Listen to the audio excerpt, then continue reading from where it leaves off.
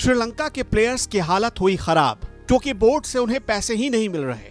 अब सारे प्लेयर्स आर्थिक तंगी के शिकार हो चुके हैं। जनवरी से प्लेयर्स को सैलरी नहीं मिली, जिससे कई प्लेयर्स अपने घर का किराया तक नहीं भर पा रहे हैं और कुछ प्लेयर्स अपने परिवार की जरूरतों को भी पूरा नहीं कर पा रहे।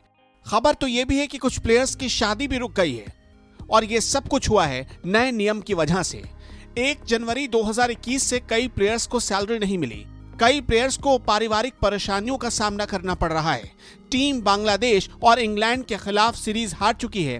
श्रीलंकन क्रिकेट बोर्ड और प्लेयर्स के बीच महीनों से चला रहा कॉन्ट्रैक्ट विवाद की वजह से ऐसी हालत हुई। इसकी वजह से एंजेलो मैथ्यूज जैसे श्रीलंका के दिग्गज ऑलराउंडर को रिटायरमेंट लेनी पड़ रही है। वहीं दिमुथ करुणारत्ने और कुशल परेरा जैसे प्लेयर्स ने भी कॉन्ट्रैक्ट साइन करने से मना कर दिया था। लेकिन अब विवाद दूसरे प्लेयर्स के लिए मुसीबत बन चुका है, जिससे परेशान होकर श्रीलंकाई प्लेयर्स ने बोर्ड को चिट्ठी लिखी है। इस चिट्ठी में प्लेयर्स ने कहा है, हमें इस साल जनवरी से सैलरी नहीं मिली है और हम कोई भी कॉन्ट्रैक्ट साइन करने को तैयार हैं। फिलहाल सभी श्रीलंकाई players tour to tour contract पर खेल रहे हैं। इसमें सीरीज के लिए टीम चुने जाने पर ही प्लेयर्स को सैलरी मिलती है। दरअसल टूर टू टूर कॉन्ट्रैक्ट सारी परेशानियों का कारण बना है। जिन प्लेयर्स को टूर पर चुना जा रहा है उन्हें मैच फीस तो दे दी जा रही, लेकिन जिन्हें नहीं चुना जा रहा उनके लिए परेशानी खड़ी हो गई है क्योंकि सैलरी नहीं मिलती।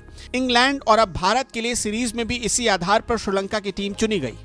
कप्तान दासुन शनाका समेत टीम में चुने गए प्लेयर्स को सिर्फ सीरीज की सैलरी मिलेगी।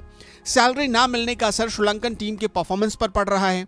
श्रीलंका टीम को बांग्लादेश के खिलाफ वनडे सीरीज और इंग्लैंड के खिलाफ वनडे और T20 सीरीज में हार मिली थी। इसके साथ ही भारत के खिलाफ पहला वनडे भी टीम हार चुकी है। इन सारी चीजों से श्रीलंकन प्लेयर इतने परेशान हो गए हैं कि 17 जुलाई को उन्होंने बोर्ड को एक चिट्ठी लिखी, जिसमें प्लेयर्स ने नए सिस्टम के तहत 1 जनवरी 2021 से सैलरी ना मिलने का मुद्दा उठाया था। इस नए सिस्टम को भी मार्च में हटा दिया गया। खिलाड़ियों को इसके बाद भी लाए गए नए नियमों का पता नहीं था। इसी वजह से सभी प्लेयर्स को लिखित में नोटिस भेजना पड़ा। नए नियमों की वजह से श्रीलंका के कई यंग प्लेयर्स को भी परेशानियों का सामना करना पड़ रहा है। अब ये समझिए कि आखिर श्रीलंका क्रिकेट बोर्ड की शर्तों में ऐसी कौन सी बात थी जिसे प्लेयर्स ने मानने से इनकार कर दिया।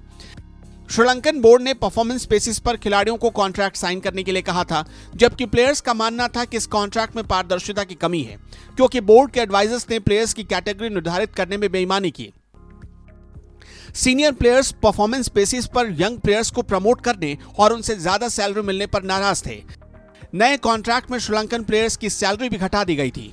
करुणारत्ने, मैथ्यूज जैसे प्लेयर्स की सैलरी में 35% की कटौती हो गई। इसके बाद श्रीलंकन बोर्ड ने प्लेयर्स से tour to tour contract sign करवाया, जिससे प्लेयर्स को सालाना मिलने वाली सैलरी भी रुक गई। कुछ सीनियर प्लेयर्स से जबरदस्ती टूर कॉन्ट्रैक्ट साइन करवाया गया।